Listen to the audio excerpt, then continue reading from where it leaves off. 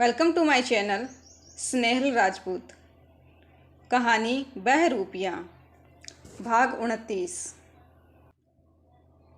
Inspector Sukhbir Singh फिर थोड़ा हिचकिचाते हुए बोला। उदय ने चौंक कर उसकी तरफ देखा। हम सब पहुंच ही रहे थे जब वो निखिल को पकड़े भग गया, पर वो मैंने ही देखा बस। वो थोड़ी देर चुप रहा, फिर बोला, सर जी आपने लोड मत लो, इतने तो बहादुर हो आप। कितने बदमाशों की बैंड बचाई है आपने। अब पुलिस की नौकरी में हमें कभी ये तो नहीं सिखाया गया न कि 10 फीट के फिट्टे मुंह भेड़िए से कैसे लड़ना है। आप भी भला क्या करते ऐसे में। जाने दो न सर जी, आपकी कोई गलती नहीं है, सुखबीर सिंह ने हमदर्दी से कहा। उदय खामोशी से उसकी तरफ देखता रहा। शायद वो जानता था कि उदय उस वक्त क्या महसूस कर रहा था। और सर जी, वो कर्नल साहब के ड्राइवर ने आपने बताया था ना कि कर्नल साहब गायब होने के एक दिन पहले किसी गैलेक्सी अपार्टमेंट में गए थे। उदय ने हाँ में सिर हिलाया और उसके आगे बोलने का इंतजार करता रहा। फड़कती खबर है सर जी, वो जो मैडम जी उस दिन आपसे मिलने आई थी ना अपने बालक के साथ, वो वहीं रहती है उसी अपार्टमेंट में। सोचा आपको बता दूं। सुखबीर सिंह चुप हो गया।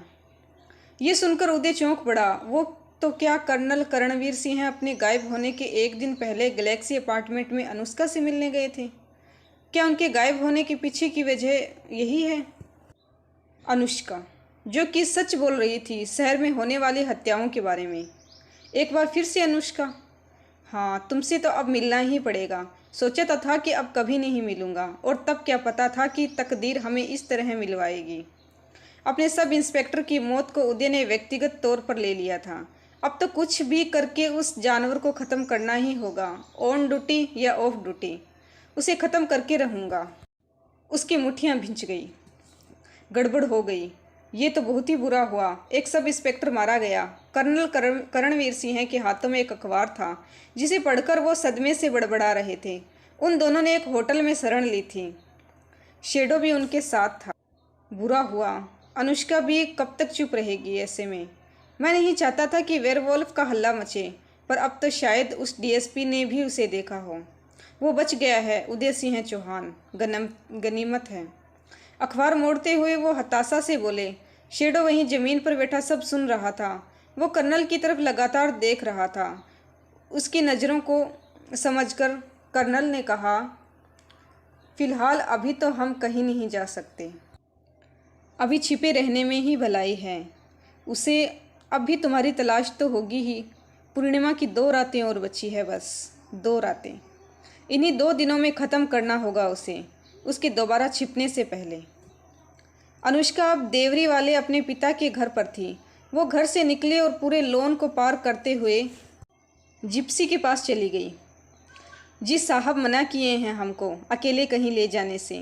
वैसे भी थोड़ी देर में वो मीटिंग में जाने वाले हैं, हमको उन्हें ले जाना होगा। जिप्सी के ड्राइवर ने विंड स्क्रीन पर कपड़ा फेरते हुए कहा, जब अनुष्का ने उसे कहीं चलने को कहा। ओह पापा, आप मुझे कितनी अच्छी तरह समझते हैं न। मन ही मन कुड़ती हुई वो पैदल ही कहीं चल दी।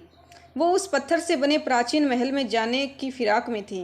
पिछली रात खाने पर उसने पापा को कहा था कि उसे वो महल देखना है, और पापा ने फिर मना कर दिया था, ये बोलकर कि वहाँ जाना अब सुरक्षित नहीं है।